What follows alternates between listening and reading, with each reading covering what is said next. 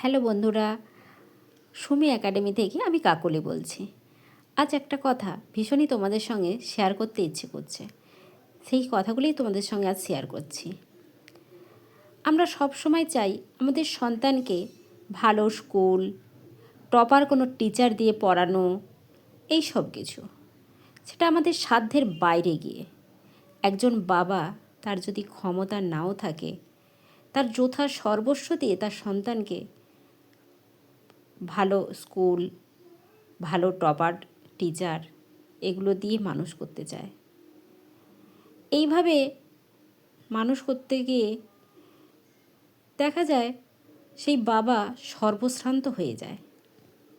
তার ছেলে একদিন মানুষ হলো, অনেক বড় চাকরিজীবী একটা মানুষ তৈরি হলো। তারপর কি হলো? সেই ছেলেটাই স্বার্থপর হয়ে উঠল।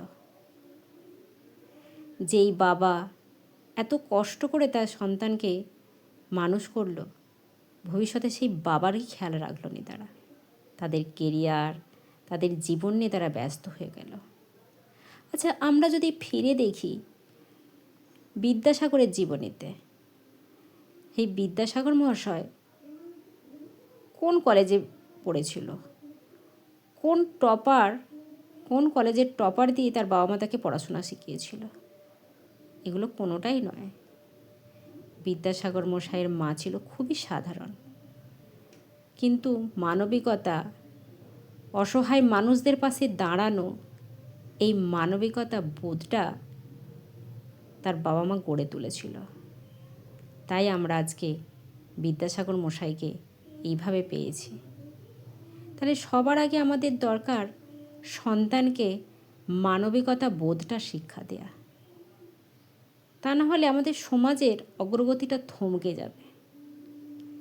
একজন বড় মানুষ হলেও প্রদীপের তলায় যেমন অন্ধকার থেকে যায়, তেমনি তার পরিবার, তার বাবা মা, এদের প্রতি কর্তব্যটা একটা ছেলে কোনোদিনই শিখবে না। আমার এই কথাগুলো শুনে যদি তোমাদের ভালো লাগে, আমার চ্যানেলটিকে সাবস্ক্রাইব করতে তোমাদের ভুলো না। তোমাদের একটা সাবস্ক্রাইব আমারও নতুন ভিডিও বানাতে আরও অনুপ্রেরণা যোগাবে।